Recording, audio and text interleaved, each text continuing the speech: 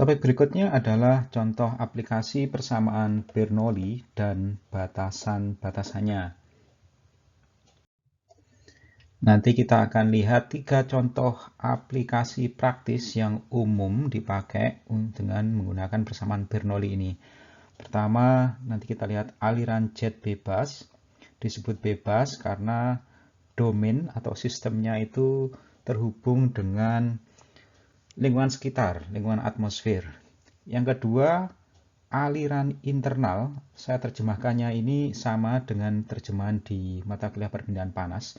Ini terjemahan dari confined flow, artinya alirannya dibatasi oleh suatu sistem, misalnya tergantung ya apakah dia di dalam pipa atau di dalam pompa ya. Jadi dia tidak terhubung dengan lingkungan atmosfer di luar. Terus yang ketiga nanti kita lihat aplikasinya untuk pengukuran laju aliran.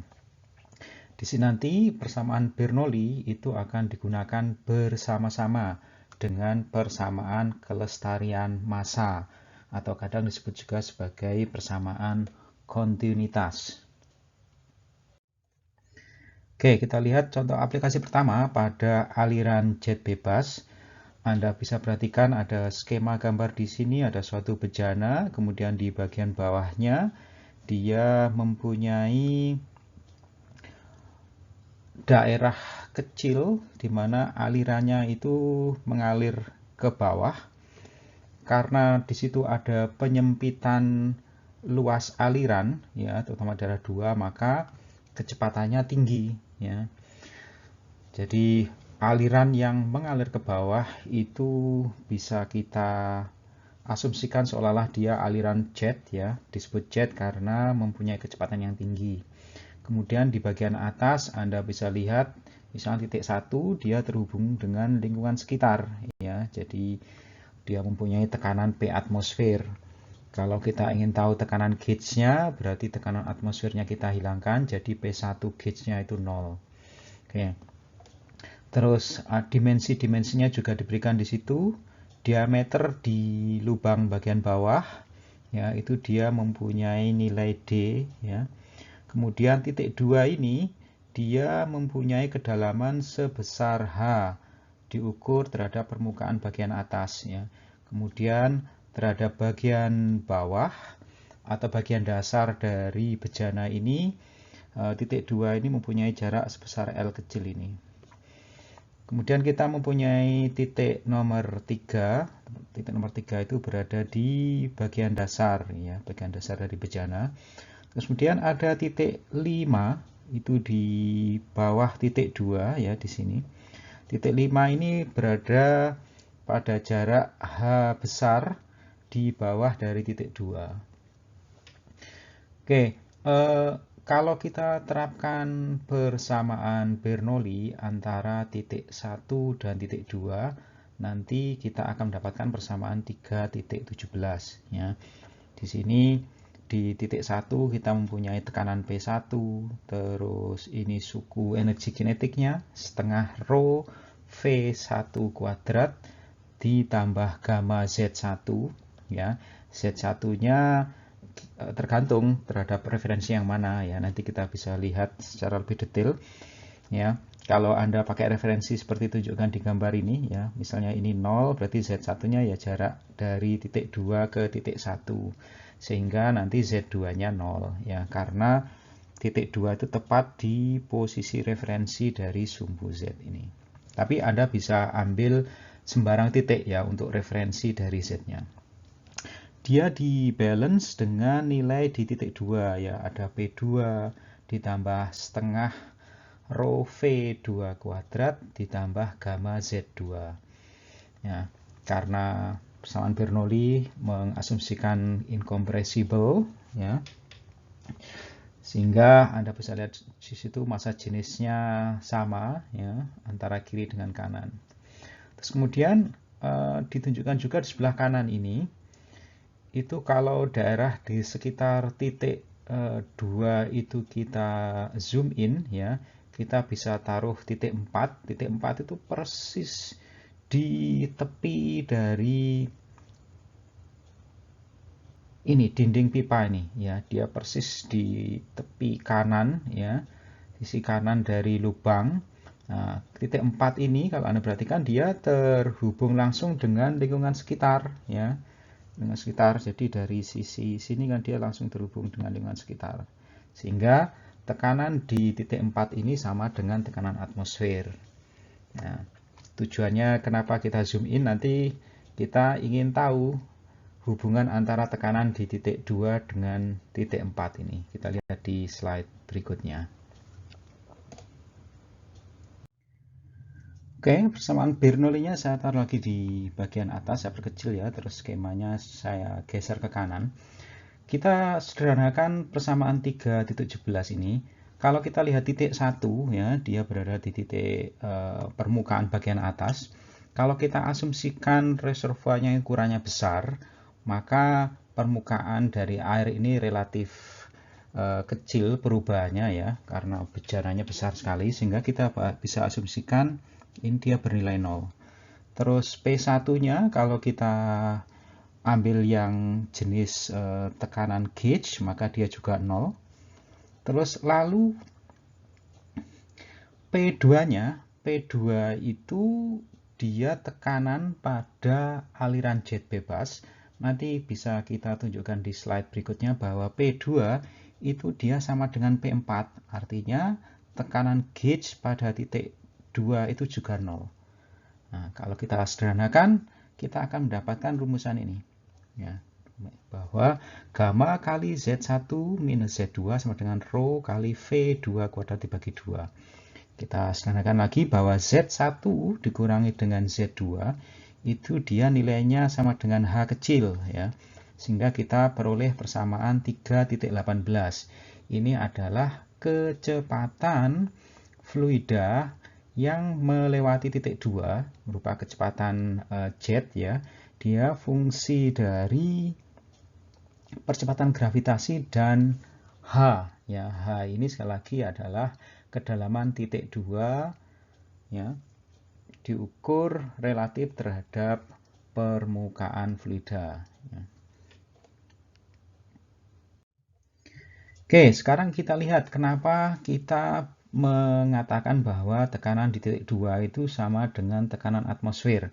Dari sini, kalau Anda terapkan hukum Newton kedua, arah tegak lurus garis arus, ya, itu antara titik 2 dan titik 4, ya. Kalau Anda perhatikan, garis arusnya itu dia mengikuti garis dengan tanda panah itu. Ya. Jadi kalau yang melewati titik 2, saya pakai warna purple ya. 2 itu berarti ini. Ini adalah garis arusnya. Nah, kalau kita terapkan hukum Newton kedua antara titik 2 dan titik 4, berarti dia arahnya tegak lurus terhadap garis arus. Nanti Anda akan mendapatkan ini. Ya. Anda coba ya. Pernyataan hukum Newton keduanya ada di video sebelumnya. Nanti Anda akan dapatkan bahwa P2 sama dengan P4. Nah, P4 seperti saya tunjukkan di slide sebelumnya itu dia sama dengan P atmosfer. Ya. Tekanan luar di sini. Ya. Kalau kita pakai yang gauge berarti P4-nya 0. Ya. Oke, kalau kita explore lebih lanjut dari persamaan Bernoulli ini, kita terapkan antara titik 1 dan titik 5, nanti Anda akan mendapatkan persamaan 3.18. Nah, di sini kecepatan di titik 5 itu dia fungsi dari G terus H kecil sama H besar ya.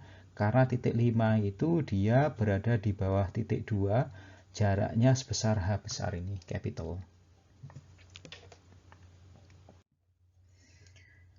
Kemudian jika aliran jetnya itu horizontal, seperti ditunjukkan di gambar sebelah kiri ya, jadi titik 2 dia berada di tengah-tengah lubang, lubangnya itu di sisi samping dari bejana itu, sehingga fluida yang keluar dari bejana dengan kecepatan jet, dia arahnya horizontal.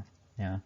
Dari situ Anda bisa lihat, bisa terapkan, atau pakai intuisi saja bahwa kecepatan di titik 3 itu akan lebih besar dibanding dengan kecepatan di titik 2. Kecepatan titik 2 dia akan lebih besar dibanding kecepatan di titik 1. Ya. karena beda ketinggian. Nah, di analisa untuk aliran jet horizontal ini biasanya diameter dari lubang yang sebesar D ini itu umumnya jauh lebih kecil dibanding dengan kedalaman lubang itu ya. Kedalaman lubangnya adalah H. Jadi umumnya D itu jauh lebih kecil dibanding H. Nah, di sini kita bisa gunakan V2 yang merupakan kecepatan di tengah dan itu adalah kecepatan rata-rata untuk dipakai di persamaan Bernoulli. Dan prosedurnya sama dengan kasus di aliran vertikal di slide sebelumnya. Berikutnya adalah contoh aplikasi untuk aliran internal atau confined flow. Untuk aliran internal, fluidanya itu dibatasi di dalam suatu sistem sehingga tekanannya tidak dapat ditentukan pada suatu titik seperti kasus di aliran jet ya, karena alirannya tertutup ya. Nah, nanti kita akan gunakan persamaan kelestarian massa atau kadang orang menyebutnya sebagai persamaan kontinuitas. Nah, statement dari persamaan kelestarian massa ini adalah bahwa laju perubahan massa dalam suatu volume ya, kalau kita bicara laju berarti dia perubahan per satuan waktu ya, itu sama dengan laju aliran massa bersih atau net melewati permukaan volume tersebut. Laju aliran massa bersih itu artinya berarti perbedaan antara misalnya laju aliran masuk dengan laju aliran keluar ya, jadi netonya, nilai bersihnya. Misalnya sekarang kita mempunyai sistem, ada aliran fluida, sistemnya tunjukkan sebelah kanan itu ya, misalnya Anda bisa asumsikan suatu pipa besar, di dalamnya ada fluida, terus kita ingin terapkan persamaan kelestarian massa ya. Di sini kita mempunyai titik 1, ini titik masuk, bisa kita asumsikan ya, luas dari penampang atau luas cross sectional area ya, jadi luas dari aliran ya, itu sebesar A1, kemudian di titik 2 dia mempunyai luasan A2 ya. Kalau Anda asumsikan ini salurannya dia berbentuk pipa, dia penampangnya dari bagian bawah bisa kelihatan seperti ini ya. Terus di atasnya Anda juga bisa asumsikan dia berbentuk lingkaran misalnya gini ya. Oke, ya itu dia mempunyai A1 di sini, terus dia mempunyai A2. Oke, terus kecepatan di titik 1 ini V1, kecepatan di titik 2 V2 ya. Terus kalau kita asumsikan ini kondisinya steady, jadi tidak ada perubahan massa di dalam sistem, maka laju aliran masuk sama dengan laju aliran keluar ya. Anda bisa tulis seperti ini. Laju aliran massa itu dia rho kali luas penampang atau cross sectional area, luas dari alirannya dikalikan dengan kecepatan ya. Jadi ini untuk titik 1, ini untuk titik 2. Karena dia alirannya incompressible ya, rho 1 sama dengan rho 2 ya. Sehingga Anda mempunyai persamaan ini, A1 kali V1 sama dengan A2 kali V2. Atau Anda bisa ganti dengan lambang Q ya. Ini debit laju aliran atau debit aliran. Satuannya di sini berarti meter kubik per detik misalnya ya. Oke, dari persamaan kelestarian massa di sini Anda juga bisa hitung misalnya kecepatan di titik 2 jika kecepatan titik 1 diketahui ya. Di situ dari informasi geometri Anda bisa mendapatkan A1 dan A2. Berikutnya ini saya ambil dari salah satu contoh di soal di bagian akhir dari bab 3 ya, ini problem 3.43. Jadi di sini diketahui suatu pipa di dalamnya mengalirkan gasolin, bensin ya. Terus titik 1 diketahui ini dimensinya ini saya kira diameter ya. 2,05 di titik 1, di titik 2 dia mempunyai dimensi 3,71 ya. Oke, terus di sini ditanyakan berapa ini laju aliran dalam pound per detik ya.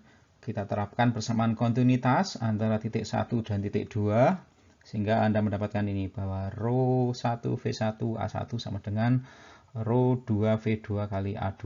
Kemudian karena fluidanya incompressible, sehingga rho-nya bisa dihilangkan, Anda mendapatkan hubungan ini. Terus kemudian dari hubungan V1 dan V2, Anda bisa masukkan di persamaan Bernoulli ini. Ya, jadi misalnya nanti V2-nya ini bisa Anda substitusi dengan V1 ya, karena V2 dari persamaan kontinuitas ini itu dia sama dengan A1 dibagi A2 kali V1. Jadi di sini contoh di mana kita gabungkan antara persamaan aliran massa atau persamaan kelestarian massa dengan persamaan Bernoulli. Ya, Anda bisa coba teruskan untuk menyelesaikan yang ditanyakan ini ya. Terus diketahui juga bahwa tekanan di titik 1 dan titik 2-nya di situ diketahui. Kemudian di problem atau soal 3.122 itu lebih kompleks karena sistemnya mempunyai satu aliran masuk, terus di sini dia mempunyai 3 aliran keluar. Tapi prinsipnya sama ya, Anda terapkan persamaan kelestarian massa dan persamaan Bernoulli. Untuk aliran dari fluida yang melewati suatu pipa atau channel ya, jika terjadi pengecilan luas aliran secara drastis, seperti ditunjukkan di gambar ini ya, dari luasan yang seperti sebesar ini, terus mengecil menjadi seperti ini, maka fenomena yang disebut kavitasi itu bisa terjadi. Ya, di sini tekanan dari cairan itu dia turun menuju tekanan uap. Ya, bisa jadi nanti tekanannya di bawah tekanan uap ya. Ya, jadi kalau Anda perhatikan di skema gambar tekanan sebagai fungsi dari lokasi, di titik 1 di sini dia mempunyai tekanan sebesar ini, sementara tekanan uapnya PV di sini ya. Nah, karena alirannya itu dilewatkan suatu area yang mengecil, maka dari persamaan Bernoulli tekanan statiknya turun, sementara tekanan dinamiknya naik ya. Nah, nanti ada kemungkinan tekanan statiknya itu dia menyentuh tekanan uap ya, PV ini. Nah, kalau itu terjadi, maka akan terbentuk gelembung ya, bentuk gelembung cairan ya, atau gelembung air kalau misalnya fluidanya H2O. Nah, gelembungnya itu nanti bisa kolaps atau hilang ketika cairannya itu masuk ke daerah yang tekanan tinggi ya. Jadi masuk ke sini, ketika luasannya membesar lagi, maka kecepatannya turun, tekanan statiknya naik ya. Nah, gelembung yang terbentuk saat proses kavitasi di titik 2 itu nanti dia bisa kolaps. Nah, umumnya kita harus menghindari fenomena kavitasi ini karena dia dapat merusak permukaan dari sistemnya, misalnya pipa di sini. Contoh aplikasi persamaan Bernoulli berikutnya adalah untuk pengukuran laju aliran ya. Di sini fluida dialirkan melalui daerah yang sempit ya. Karena dialirkan melalui daerah yang sempit, maka kecepatannya naik dan tekanan statiknya turun. Ya, cuma yang perlu diperhatikan bahwa tekanan statiknya turun jangan sampai menyentuh tekanan uap. Kalau itu terjadi seperti ditunjukkan di slide sebelumnya, maka fenomena kavitasi akan terjadi dan itu juga bisa mempengaruhi keakuratan dari pengukuran laju aliran. Nah, tergantung dari bentuk daerah sempitnya seperti apa, kita bisa mempunyai yang namanya orifice atau nozzle atau venturi ya. Ketiganya mempunyai prinsip yang sama ya. Jadi di sini aliran fluidanya dibawa menuju ke daerah yang sempit sehingga akan ada penurunan tekanan statik, sementara tekanan dinamiknya naik ya, dari titik 1 ke titik 2. Kita lihat di slide berikutnya untuk analisanya secara detail. Di sini saya ambil misalnya untuk yang venturi, saya mempunyai titik 1, dia di bagian upstream, bagian hulu, dan titik 2-nya di bagian yang daerah sempitnya ya. Kalau kita terapkan persamaan Bernoulli ya, sepanjang garis arus antara titik 1 dan titik 2, Anda akan mendapatkan persamaan ini ya. Kalau Anda perhatikan, tidak ada suku gamma kali Z-nya, karena kita bisa asumsikan ketinggian dari titik 1 dan titik 2 itu sama ya. Kalau Anda ambil misalnya titik 1-nya di tengah sini, titik 2-nya di sini, otomatis Z1 sama dengan Z2. Nah, oke, kemudian dari persamaan kelestarian massa atau kontinuitas antara seksi 1 dan seksi 2 ya. Karena kalau persamaan kontinuitas itu kita terapkan di seksi di permukaan ya. Jadi antara seksi sini ya dengan seksi di sini. Oke. Nah, Anda akan dapatkan ini. V1 kali A1 itu sama dengan V2 kali A2 atau Q1 sama dengan Q2. Nah, Anda akan dapatkan ini rumusan bahwa V1 itu sama dengan A2 dibagi A1 kali V2. Nah, kalau Anda perhatikan di Venturi itu bahwa A2 kan lebih kecil dibanding A1, sehingga dari persamaan ini Anda bisa lihat bahwa V1 itu lebih kecil dibanding V2. Make sense ya, bisa dipahami. Terus kemudian kalau kita kombinasikan antara persamaan Bernoulli dengan persamaan kontinuitas, jadi di sini dari persamaan Bernoulli ini bahwa suku V1 ini itu Anda substitusi dengan persamaan ini ya. Oke, jadi Anda mendapatkan persamaan Bernoulli tetap, terus ini Anda substitusi dengan V2, terus sama dengan ini. Nanti Anda akan mendapatkan rumusan V2-nya itu. Ya, V2 sama dengan akar dari 2 kali P1 minus P2 dibagi dan seterusnya. Ya. Nah, di sini Anda dapatkan bahwa Q-nya itu kan laju alirannya kan sama dengan A2 kali V2. Lah, V2-nya itu Anda substitusi dengan ini. Nah, diperolehlah persamaan laju aliran ya. Jadi A2 kali V2. Nah, di situ V2-nya dia fungsi dari beda tekanan antara titik 1 dan titik 2. Persamaan 3.20. Oke, persamaan 3.20-nya kalau saya tulis dalam bentuk Q-nya seperti ini. Ya. Bahwa Q itu sama dengan A2 kali V2. V2-nya itu yang ini. Ini V2. Oke. Nah, ini rumusan untuk fluida ideal ya. Kenapa sebut ideal? Karena dia dirumuskan dari persamaan Bernoulli, jadi dia incompressible, inviscid ya. Terus apalagi steady sepanjang garis arus. Dari sini Anda perhatikan bahwa Q-nya laju aliran ya. Laju aliran Q itu berarti dalam satuan meter kubik per detik ya. Itu dia fungsi linear dari akar delta P ya, akar delta P. Nah, Venturi flow meter ya, alat ukur laju aliran fluida itu biasanya dikalibrasi dengan konstanta dalam batas range 0 sampai 1 untuk mendapatkan aliran aktual dari aliran teoritis.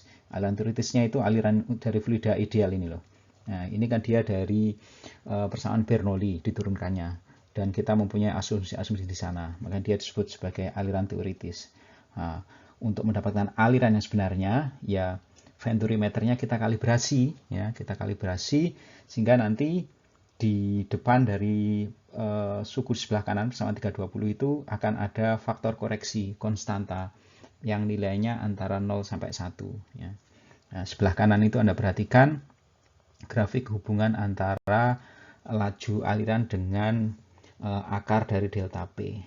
Delta P-nya adalah P1 minus P2.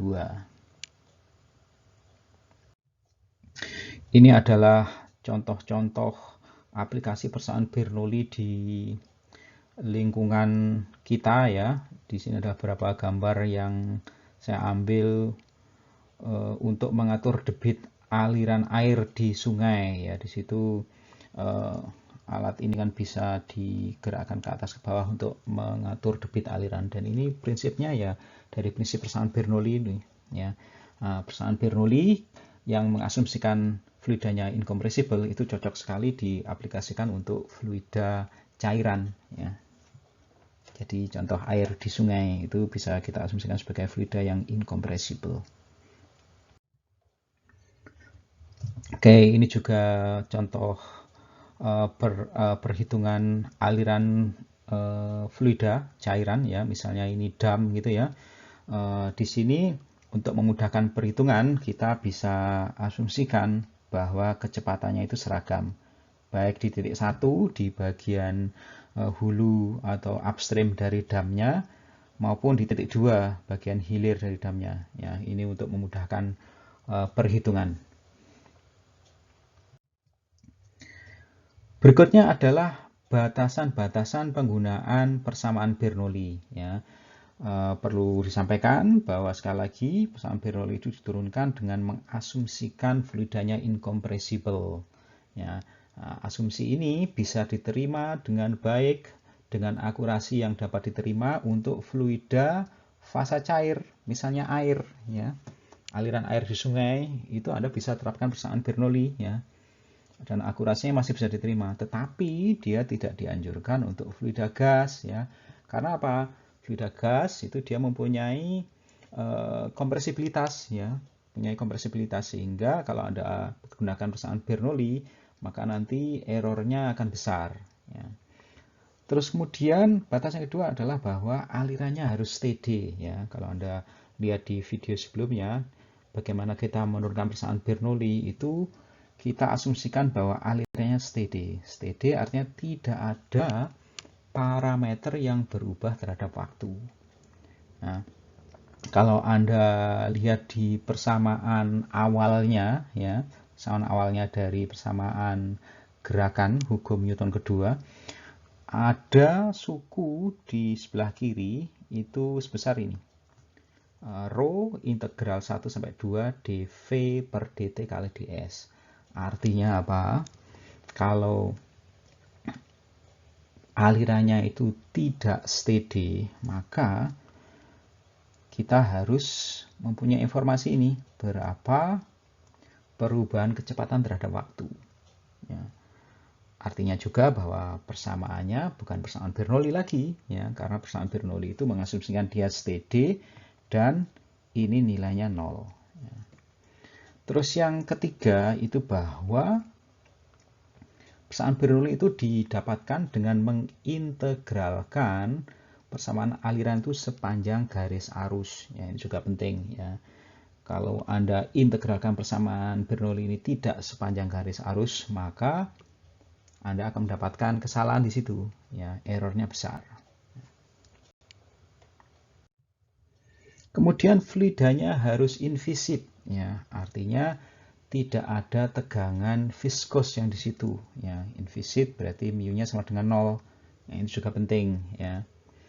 Terus berikutnya tidak ada kerja mekanik seperti pompa atau turbin, dan tidak ada perubahan energi termal antara titik 1 dan titik 2 sepanjang garis arus. Ya, ini juga penting. Nah, nanti Anda tetap bisa terapkan persamaan Bernoulli ini kalau misalnya ada pompa itu. Nah, tapi harus Anda masukkan suku energi dari pompanya itu, ya. Nanti kita akan bahas di bab berikutnya ketika kita membahas sistem-sistem yang menggunakan pompa. Oke, demikian kita telah menyelesaikan topik bahasan bab 3 ini. Terima kasih.